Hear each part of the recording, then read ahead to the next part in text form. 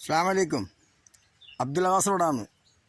സഹോദരന്മാരെ, ഞാനൊരു വീഡിയോ ഉണ്ടാക്കുന്നത് നിങ്ങളോട് ഞാൻ ആദ്യം ചോദിക്കുകയാണ്, ഫിർഔൻ്റെ ഇളയപ്പാനെ നിങ്ങൾ കണ്ടിട്ടുണ്ടോ? ഫിർഔൻ്റെ ഇളയപ്പ അയാളെ നിങ്ങൾ കണ്ടിട്ടുണ്ടോ?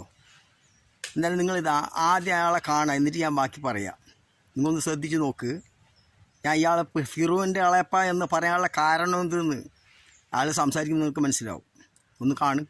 മുസ്ലിം മരിച്ചു തീർന്നാലും, ഫലസ്തീന്റെ അവസാനത്തെ കുഞ്ഞ് മരിച്ചു തീർന്നാലും ഖുദ്സിന്റെ മെഹ്റാബ് ഷിയാക്കളുടെ കയ്യിൽ വന്നുകൂടാ, അത് ഇറാന്റെ കയ്യിൽ വന്നുകൂടാ, അത് ഹമാസിന്റെ കയ്യിൽ വന്നുകൂടാ, അത് ഹമാസിന്റെ കയ്യിൽ വന്നുകൂടാ, അത് ഹമാസിന്റെ കയ്യിൽ വന്നുകൂടാ. ഖുദ്സിന്റെ നാലാലത്ത് അവരെത്തിച്ചൂടാ.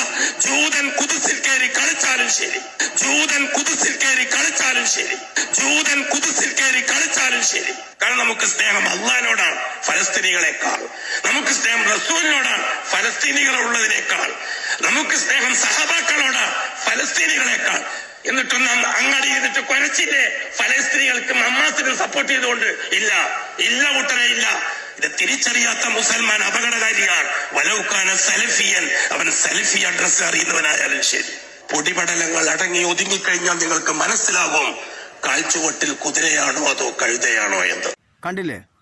ഇതാണ് ഞാൻ പറയാൻ കാരണം.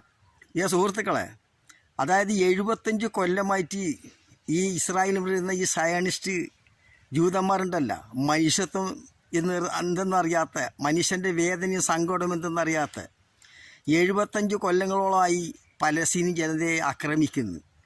അങ്ങനത്തെ ഒരു ആക്രമിക്കുന്ന ഈ സന്ദർഭത്തിൽ ഇതിപ്പോൾ ലാസ്റ്റ് ഒരു വലിയ ആക്രമണമാണ് ഇപ്പോൾ അയച്ചുവിട്ടിട്ടുള്ളത്.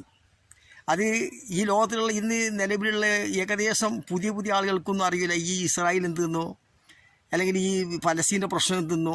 അതുപോലെ തന്നെ അതേ ഇസ്രായേലിലെ ജനങ്ങൾക്ക് പോലും യഥാർത്ഥത്തിൽ ഈ പുതിയ തലമുറക്കൊന്നും അറിയില്ല ഇസ്രായേലിൻ്റെ പ്രശ്നം എന്ത് എന്നുള്ളത്. അവർ പോലും ഇപ്പോഴാണ് അറിയുന്നത്. ഈ ജൂതരാഷ്ട്രത്തിലുള്ള ഇസ്രായേലികൾ പോലും അറിയുന്നത് ഇപ്പോഴാണ് ഈ രാജ്യം നമ്മളതല്ല, ഇത് പലസ്തീനികളത് ജൂതന്മാർ പിടിച്ചെടുത്തത് എന്ന് അവർ തന്നെ പറയുന്നിടത്തേക്കെത്തി. അത് മാത്രമല്ല, ഇന്ന് ലോകത്ത് സോഷ്യൽ മീഡിയ ആണ് വലിയ യുദ്ധം. ഇന്ന് ലോകത്തിലുള്ള ഏറ്റവും കൂടുതൽ പാശ്ചാത്യ രാജ്യങ്ങളെന്ന് പറയുന്ന യൂറോപ്യൻ കൺട്രി എന്ന് പറയുന്നത്, അത് ഈ 193 രാഷ്ട്രങ്ങളിൽ ഒരു 57 മുസ്ലിം രാഷ്ട്രം മാത്രമേ ഉള്ളൂ. ഈ 57 മുസ്ലിം രാഷ്ട്രത്തിൽ 2-3 രാജ്യങ്ങൾ മാത്രമേ ഇപ്പോൾ ഈ സമുദായത്തിൻ്റെ പ്രശ്നം പേര് പറഞ്ഞിട്ട് ഇത് പോരാടുന്നുള്ളൂ. പക്ഷേ ഇത് വെറും ഒരു സമുദായത്തിൻ്റെ പ്രശ്നമല്ല, മനുഷ്യൻ്റെ ഒരു പ്രശ്നം കൂടെ ഉണ്ട് എന്ന് മനസ്സിലാക്കിയത് ഇന്നിപ്പോൾ ഈ ലോകങ്ങൾ മൊത്തം മനസ്സിലാക്കിയത് ഇപ്പോഴാണ്. ഈ പ്രശ്നത്തോടു കൂടിയാണ് മനസ്സിലായത്. ഈ ഒക്ടോബർ 7 ആക്രമണം നടന്നതിന് ശേഷമുള്ള ചർച്ചാ വിഷയക്ക് ശേഷമാണ് ഈ ലോകത്തുള്ള ഇസ്രായേലും പലസ്തീനുള്ള പ്രശ്നം എന്തെന്ന് ലോകം പോലും മനസ്സിലാക്കുന്നത്. അങ്ങനത്തെ ഒരു ലോകമായിട്ട് മാറി ഇന്നിപ്പോൾ ലോകം. അത് നമ്മൾ മനസ്സിലാക്കണം. അങ്ങനത്തെ ഈ ലോകത്ത് പാശ്ചാത്യ രാജ്യങ്ങളൊക്കെ എല്ലാം ക്രിസ്ത്യാനികളാണ്. അങ്ങനത്തെ ക്രിസ്ത്യാനികളായ ലോകത്തിലുള്ള സർവ്വ ക്രിസ്ത്യാനികൾ പോലും ഇന്ന് ഈ പലസ്തീനിന് വേണ്ടി സപ്പോർട്ട് ചെയ്യുകയാണ്. ഇത് ഈ ഇസ്രായേലുകൾ ജൂതന്മാർ ചെയ്യുന്ന വലിയ തെറ്റ് എന്ന് പറഞ്ഞിട്ട് ലോകത്തിലുള്ള മൊത്തമുള്ള മുസ്ലിം രാഷ്ട്രങ്ങൾ ഒഴിവാക്കിയാൽ ബാക്കിയുള്ള എല്ലാ ക്രിസ്ത്യൻസ് രാഷ്ട്രങ്ങളാണ് ഇന്ന് ഇതിനു വേണ്ടി ഇപ്പോൾ സഹായിക്കുന്നുള്ളതും ചർച്ച ചെയ്യുന്നുള്ളതും ഇസ്രായേൽ ചെയ്യുന്നത് തെറ്റെന്ന് പറയുന്നുള്ളതും. എന്നിട്ട് പോലും നമ്മുടെ ഈ മുസ്ലിം എന്ന് പറയുന്ന, അതായത് അബ്ദുല്ല മുസ്ലിയാർ എന്ന് പറയുന്ന, ചുഴലി അബ്ദുല്ല മുസ്ലിയാർ എന്ന് പറയുന്ന ഒരു മനുഷ്യൻ, അയാളെയാണ് ഇപ്പോൾ നിങ്ങളിപ്പോൾ ആദ്യം കണ്ടത്. അയാൾ പറയുന്ന വാക്കുകൾ കേട്ടില്ലേ? ഈ ലോകത്തിൽ ഇന്ന് ചെയ്യുന്ന ഏറ്റവും നീചമായ പ്രവർത്തനം ചെയ്യുന്നത് ഇസ്രായേലികൾ എന്ന് ലോകത്തിൽ അംഗീകരിച്ച് ചെയ്യും. എന്നിട്ട് ഇയാൾ പറയുന്നത് അറിയോ? ഹമാസ് എന്ന് പറയുന്ന ആളെ കയ്യിലേക്ക് ഈ ഗസയുടെ പിന്നെ ഭരണമോ അല്ലെങ്കിൽ അവർക്ക് വിജയമോ ഒന്നും കരസ്ഥമാക്കാൻ പാടില്ലാണ്.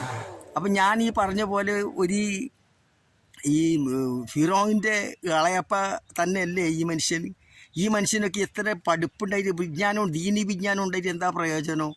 ഇയാളൊക്കെ പറയുന്ന വാക്കതെന്ന് ഇതൊരു മുസ്ലിം പ്രശ്നമല്ല. മൊത്തത്തിൽ ജനങ്ങൾ ലോകം തന്നെ ഏറ്റെടുത്തിന് മുസ്ലിം പ്രശ്നമായിട്ടല്ല ഇപ്പോൾ. ഇതൊരു മനുഷ്യത്വമില്ലാത്ത ഒരു പ്രവൃത്തിയാണ് ഇസ്രായേലിലേത്. ലോകം അംഗീകരിച്ച് കഴിഞ്ഞൊരു ഒരു പ്രശ്നം കൂടിയാണ് ഇപ്പോൾ. അങ്ങനത്തെ സന്ദർഭത്തിൽ പോലും ഒരു മുസ്ലിം എന്ന് പറയുന്ന, അല്ലെങ്കിൽ ഒരു മുസ്ലിം പണ്ഡിതനെന്ന് മുന്നേ പറയുന്ന മുന്നേ സുന്നത്തെ ജമാഅത്തിൽ പ്രവർത്തിച്ചുകൊണ്ടായ ഒരു മനുഷ്യൻ ഇപ്പോൾ വേറെ ഏതോ സംഘടന മൂപ്പരുണ്ടെന്ന് തോന്നുന്നു. അപ്പോൾ ഇയാൾക്ക് എങ്ങനെയാണെന്ന് ഈ പറയാൻ മനസ്സിലായത്? ഈ ലോകത്തിലുള്ള മൊത്തം ക്രിസ്ത്യാനി സഹോദരന്മാർ പോലും എല്ലാവരും ഇസ്രായേലിന് എതിരായിട്ട് നിൽക്കും, പലസ്തീനിന് അനുകൂലമായിട്ടും പലസ്തീൻ രാഷ്ട്രം കൊടുക്കണം, അവർ സ്വതന്ത്രമാക്കണം എന്ന് പറയുന്ന ഈ സന്ദർഭത്തിൽ ഒരു മുസ്ലിം എന്നുള്ള നിലക്ക് അയാൾ പറയുന്നത് അറിയോ, ഇത് ഷിയ അല്ലെങ്കിൽ ഹമാസിൻ്റെ കയ്യിൽ എത്താൻ പാടില്ല. സഹോദരന്മാർ, ഈ ഇസ്രായേലിൻ്റെ അവസ്ഥയെന്ന് പറഞ്ഞാൽ ഈ ഒക്ടോബർ 7-ന് ഈ പ്രശ്നം നടന്നതിന് ശേഷം ആദ്യം വന്ന ഒരു 10 ദിവസം കഴിയുമ്പോൾ തന്നെ ഒരു പ്രമേയം വന്നു UN-ൽ. അപ്പോൾ അവിടുന്ന് ഗുഡ്രസ് എന്ന ആദ്യം പറഞ്ഞത് ഇത് ഒരു ശൂന്യത എന്നുണ്ടായതൊന്നല്ല, ഇത് 10-75 കൊല്ലമായി ഇത് തുടങ്ങിയിട്ട് അങ്ങനെയുള്ള ഒരു പ്രതികാരത്തിൻ്റെ ഒരു അക്രമമാണിത് എന്ന് പറഞ്ഞ സന്ദർഭത്തിലാണ് ലോകം പോലും അത് ശ്രദ്ധിക്കാൻ തുടങ്ങിയത്. എന്നിട്ട് ഈ ഇത്ര വലിയ 4 മീറ്റർ നീളത്തിൻ്റെ താടി വെച്ച ഈ മനുഷ്യന്, ഇസ്ലാമിൻ്റെ ആദർശം പറയുന്ന ഈ മനുഷ്യന് ഇന്ന് ലോകത്തുള്ള ക്രിസ്ത്യാനി സഹോദരന്മാരും അല്ലെങ്കിൽ ഹിന്ദു സഹോദരന്മാരും അതല്ലെങ്കിൽ അതേ ഇസ്രായേലിലുള്ള ജൂതന്മാർ പോലും പലസ്തീനുകൾക്ക് സ്വാതന്ത്ര്യം കൊടുക്കണം, ഇത് ചെയ്യുന്നത് തെറ്റാണ് എന്ന് ഇസ്രായേൽ ഗവൺമെൻറ് ചെയ്ത് തെറ്റെന്ന് ജൂതന്മാർ പോലും തുറന്ന് പറഞ്ഞിട്ട് പോലും ഈ ഒരു മുസ്ലിം പണ്ഡിതൻ എന്ന് പറയുന്ന ഒരു മനുഷ്യന് അല്ലെങ്കിൽ ഈ ഫിറൗൻ്റെ കളയപ്പാക്ക് ഒന്നും മനസ്സിലായില്ല എന്നുള്ളതാണ്. ഇയാളൊക്കെ ഏത് ദീനിനെയാണ് സംസാരിക്കുന്നത്? ഏത് സമുദായത്തിനെ പറ്റിയാണ് ഇയാളൊക്കെ ഈ സംസാരിക്കുന്നുള്ളത്? ഏത് സ്വർഗത്തിനും ഏത് നരകത്തിനെ പറ്റിയാണ് ഇയാളൊക്കെ സംസാരിക്കുന്നത്? അല്ലെങ്കിൽ ഈ ലോകത്തിന് എന്ത് മനസ്സിലാക്കിയിട്ടാണ് ഇയാളൊക്കെ സംസാരിക്കുന്നത്? ഇവർ തന്നെയാണ് നമ്മളെ സമുദായത്തെ നശിപ്പിക്കുന്ന അള്ളാഹുവിൻ്റെ റസൂൽ പറഞ്ഞില്ലേ, ഈ സമുദായത്തിൽ പല വിഭാഗങ്ങളായിട്ട് വരും, മുസ്ലിങ്ങൾ തന്നെ മുസ്ലിങ്ങളെ ശത്രുക്കളായിട്ട് മാറുന്ന കാലഘട്ടം വരുന്നൊക്കെ പറഞ്ഞില്ലേ. ഒരു മറ്റുള്ള സമുദായത്തിൽപ്പെട്ടവൻ്റെ നാവുന്ന് പോലും വരാതെ കണ്ട് ഏതെങ്കിലും ഒരു മനുഷ്യനോട് സ്നേഹമുള്ള മനുഷ്യൻ നിറഞ്ഞ പച്ച മാംസമുള്ള വേദന ശരീരത്തിലുള്ള മനുഷ്യൻ, ആ മനുഷ്യൻ ആരും പറഞ്ഞു പോവും ഈ പലസ്തീനികളോട് ചെയ്യുന്ന ക്രൂരതയാണ്, അനീതിയാണ് എന്ന്. എന്നിട്ടൊരു മുസ്ലിമായ ആൾ എന്തെങ്കിലും ആവട്ടെ, ഇനി ഏതൊരു സമുദായത്തിൽപ്പെട്ട ഒരു മനുഷ്യനായിക്കോട്ടെ, ഒരാളെ ക്രൂരത ചെയ്യുമ്പോൾ അതിന് പോലും ക്രൂരത എന്ന് നമ്മൾ പറയണ്ടേ? മുസ്ലിംസ് അല്ലല്ലോ ഇത് പ്രശ്നമോ? മനുഷ്യനെന്ന് പറഞ്ഞെങ്കിൽ അനാവശ്യം ദ്രോഹിക്കപ്പെടുന്നത് എല്ലാം അനീതി തന്നെയാണ്. അപ്പോൾ ഒരു മനുഷ്യനോട് ചെയ്യുന്ന ക്രൂരതയെ ക്രൂരത എന്ന് പോലും പറയാൻ കഴിയാതെ കണ്ട് ആ സന്ദർഭത്തിൽ പോലും ഈ ഫിറൗൻ്റെ കളയപ്പായ ഈ അബ്ദുല്ല മുസ്ലിയാർ എന്ന് പറയുന്ന ഈ ചുഴലിയല്ല ഇയാൾ. എന്ത് എലിന്ന് ഇയാളെ പറയപ്പെടേണ്ടത്? ഇയാൾ എന്ത് ദീനിനെപ്പറ്റി സംസാരിക്കുന്നത്? അല്ല ഏത് ദീനിനെപ്പറ്റി ഇയാൾക്ക് മനസ്സിലാകുന്നുള്ളത്? എന്താണ് ഇയാൾക്ക് ഈ ലോകത്തെ പറ്റി മനസ്സിലായത്? ഈ ഇസ്രായേലിൻ്റെ ചരിത്രം എന്നെല്ലാം പറഞ്ഞെങ്കിൽ ഇസ്രായേൽ ഇന്നലെ ഉള്ളതൊന്നല്ല. ഞാനൊരു ചെറിയൊരു ഉദാഹരണം പറയാൻ ഇപ്പോൾ വേണമെങ്കിൽ തെളിവ് തരാം. ഒരു 35 കൊല്ലം 40 കൊല്ലത്തിന് മുമ്പത്തെ ഒരു ചരിത്രം ഞാൻ പറയാ. അത് സ്വന്തം ഒരു വീട്ടിലത്തെ കുടുംബത്തിൻ്റെ മൊത്തം ഇസ്രായേലിൻ്റെ പട്ടാൾക്കാർ തട്ടിക്കൊണ്ടുപോയിട്ട് ജയിലിലിട്ടപ്പോൾ അവിടെ നിന്ന് പറഞ്ഞ് നിങ്ങൾ ഇതിൻ്റെയൊക്കെ അനുഭവിക്കേണ്ടി വരും എന്ന് പറഞ്ഞ അവരുടെ കുടുംബം. അതിൽ 18 വയസ്സായ യുവാവുണ്ടായിരുന്നു, 15ഓളം വയസ്സുള്ള പെൺകുട്ടി ഉണ്ടായിരുന്നു, ഉപ്പ ഉമ്മ, ഇങ്ങനെയുള്ള ഒരു കുടുംബത്തിന് മൊത്തം ഈ ഇസ്രായേലിൻ്റെ പട്ടാളക്കാർ പിടിച്ചു കൊണ്ടുപോയിട്ട് ജയിലിലിട്ടപ്പം നിങ്ങളിതൊക്കെ അനുഭവിക്കുമെന്ന് പറഞ്ഞതിന് വേണ്ടിയിട്ട് അവർ അന്ന് കൊടുത്ത ശിക്ഷകൾക്ക് നിന്നറിയോ? സ്വന്തം ഉമ്മനെ ഈ 18 വയസ്സായ ചെക്കനെ കൊണ്ട് പട്ടാളക്കാർ തോക്ക് ചൂണ്ടി നിന്നിട്ടായിട്ട് ഉമ്മനെ ബലാത്സംഗം ചെയ്യിപ്പിക്കുന്നു, സ്വന്തം മകളെ ബലാത്സംഗം ചെയ്യിപ്പിക്കുന്നത് ബാപ്പാനെ കൊണ്ട്, എന്നിട്ട് അവരെ വെടിവെച്ച് കൊല്ലുന്നു. ഇങ്ങനത്തെ ക്രൂരത ഇത് വെറുതെ പറയുന്നതൊന്നല്ല. എന്നിട്ട് അതിന് വേണ്ടിയിട്ട് പ്രതികാരം ചെയ്യാൻ വേണ്ടിയിട്ട് അന്ന് ഏകദേശം ഒരു 40 കൊല്ലമാവുമെന്നൊക്കെ തോന്നുന്നു എൻ്റെ ഓർമ്മ ശരിയാണെങ്കിൽ. എന്നിട്ട് അന്ന് ഒരു 21 വയസ്സ് പ്രായമുള്ള ഒരു യുവതി, അവളെ ഇന്ന് അറിയപ്പെടുന്നത് പലസ്തീൻ്റെ ധീരവനിതയെന്ന്. അവൾ അന്ന് കാറിൽ ബോംബ് വെച്ചിട്ട് ഇസ്രായേലിൻ്റെ പട്ടാള ക്യാമ്പിലേക്ക് ഇടിച്ച് കയറ്റിയിട്ട് അന്ന് 38 40 പട്ടാളക്കാരെ അവൾ കൊന്നിന്. അങ്ങനെ അവളുമായി ബന്ധപ്പെട്ട കാര്യങ്ങൾ നമ്മൾ ഈ കേരളത്തിൽ അടിക്കുന്ന ചന്ദ്രിക പത്രത്തിൽ ഓഫീസുമായിട്ട് ബന്ധപ്പെട്ട് നിങ്ങൾക്ക് വേണ്ടി ഇതിൻ്റെ തെളിവ് കിട്ടും. ചന്ദ്രിക പത്രത്തിൻ്റെ കട്ടിങ് ഞാൻ മുറിച്ച് വെച്ചിട്ടുണ്ട്, മനസ്സിലായില്ലേ? അന്ന് ഈ പറഞ്ഞ ക്രൂരത ചെയ്ത പറഞ്ഞ പട്ടാളക്കാർക്ക് അന്ന് കാർ ഇടിച്ച് കയറ്റിയായിട്ട് കൊന്നതാന്ന് പട്ടാളക്കാരെ. അങ്ങനത്തെ അത്രയും മുസ്ലിങ്ങളെ നേർക്ക് ക്രൂരത ചെയ്ത പട്ടാളക്കാരെ ഇത് 40 കൊല്ലം അപ്പുറത്തെ കഥയാണെന്ന് പറയുന്നത്. അപ്പോൾ ഇത്രയും കാലം ഈ 75 കൊല്ലത്തിൻ്റെ അകത്തേക്ക് എത്രയായിരിക്കും ഈ ഇസ്രായേലിൻ്റെ പട്ടാളക്കാർ ഈ മുസ്ലിം സമുദായത്തിന് അവിടെ ക്രൂരത ചെയ്ത് നമ്മൾ മനസ്സിലാക്കണം. ഇപ്പം തന്നെ യുദ്ധം നടക്കുമ്പോൾ തന്നെ 8ഉം 5ഉം വയസ്സായ കുട്ടികളൊക്കെ വെടിവെച്ചിട്ട് കൊല്ലുന്ന ഇപ്പോൾ നമ്മളെ കണ്ണുക്ക് കണ്ടതല്ലേ. അതിന്നിപ്പോൾ ലോകം ഒരു യുദ്ധം നടക്കുന്നതുകൊണ്ടല്ലേ നമുക്ക് മനസ്സിലായത്. എന്നിട്ട് പോലും ഈ ഫിർഔൻ്റെ കളയപ്പാക്ക് ഒന്നും മനസ്സിലായില്ല എന്നിട്ട് പറയുന്ന ഹമാസിൻ്റെ കയ്യിലേക്ക് അവകാശം എത്തരുത്, ഈ പലസ്തീൻ എത്തരുത്, അവർ വിജയിക്കരുത്, ഇസ്രായേൽ വിജയിച്ചാലും തിരക്കില്ല, ഇവർ വിജയിക്കാൻ പാടില്ല എന്ന്.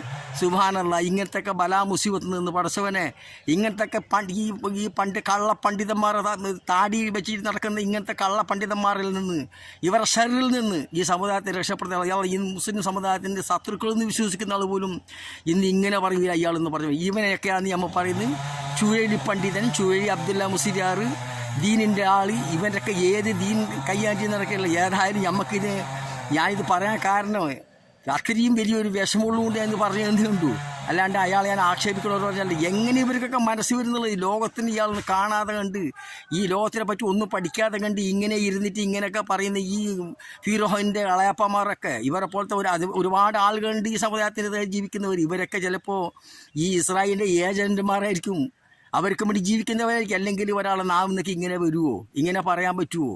ഇത്രയും ക്രൂരത ചെയ്യുന്ന ഈ ഇസ്രായേലിനെ ഇന്ന് ലോകം വരെ പറഞ്ഞ് ഏറ്റവും വലിയ ക്രൂരന്മാർ എന്ന്, ഇസ്രായേലുകൾ ചെയ്യുന്ന അനീതിന്ന്, അവിടെ കിടക്കുന്ന സ്ത്രീകളെയും കുട്ടികളെയും നെഞ്ചത്ത് കൊണ്ടുപോയിട്ട് 3 അണുബോംബിൻ്റെ ശക്തിയുള്ള ബോംബ് അവിടെ ഇട്ട് കഴിഞ്ഞതാണെന്ന് പറഞ്ഞത്. എന്നിട്ട് പോലും ഈ ചുഴലിരുന്ന ഈ ചുഴലിയുണ്ടല്ലോ, ഈ ചുഴലിരുന്ന ജൂതൻ, ഈ ജൂതന് മനസ്സിലായില്ല എന്നുള്ളത്. അള്ളാഹു താല ഇവരെ ഷെറിന്ന് നമ്മളെ പോലെ ആക്കിട്ടെന്ന് നമുക്ക് പറയാം. ഞാനിത് പറഞ്ഞുകൊണ്ട് ഞാൻ നിർത്തുന്നു, കാരണം വീഡിയോ നിർന്നുകൊണ്ട് അതിനപ്പുറം ഞാൻ സംസാരിക്കുന്നില്ല.